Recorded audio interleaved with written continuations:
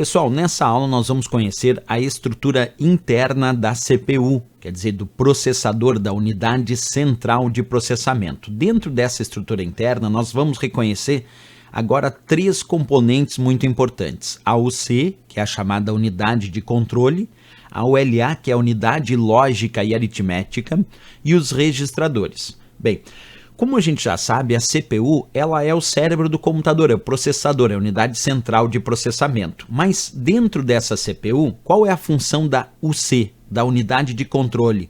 Como o próprio nome indica, a função da UC é comandar e controlar todo o processamento de dados que ocorre dentro da CPU, fornecendo as devidas instruções indicando como esses dados serão processados. Então a UC, ela propriamente dita, não processa dados, ela só comanda e controla o processamento. Mas aí alguém poderia me perguntar, professor, mas quem é que processa os dados efetivamente dentro da CPU? Aí é a ULA, a unidade lógica e aritmética. Essa sim é a responsável pelo processamento dos dados propriamente dito, porque é aqui na ULA que serão realizados os cálculos matemáticos para que o processamento aconteça de fato. Percebe que enquanto a unidade de controle, a UC, controla e comanda o processamento, a ULA é onde são realizados os próprios cálculos matemáticos que atendem à demanda do processamento. Então é ali na ULA que os dados de fato são processados dentro aqui da nossa CPU. E outra dica importante: à medida que a ULA vai processando dados, onde ela vai armazenando de forma imediata os dados que ela vai processando? Nos chamados registradores ou registros. Quando a gente fala dos registradores ou registros, é um tipo de memória destinada ao armazenamento de dados e resultados intermediários que serão processados na ULA.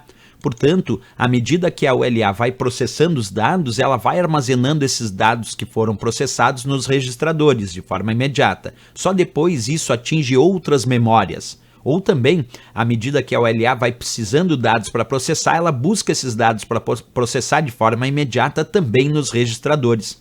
Então nós podemos dizer que os registradores de fato funcionam como um tipo de memória que serve para atender à demanda de processamento da ULA. Então ficou bem claro aqui a ideia da divisão desses três componentes básicos de uma CPU. Repetindo, a UC, que é a unidade de controle, comanda e controla o processamento. A ULA, que é a unidade lógica e aritmética, é onde são feitos os cálculos matemáticos, aritméticos, de comparação lógica, é onde o processamento de fato acontece. E à medida que a ULA vai processando os dados, ela vai armazenando os resultados, que são os dados processados, de forma imediata, nos chamados registradores ou registros.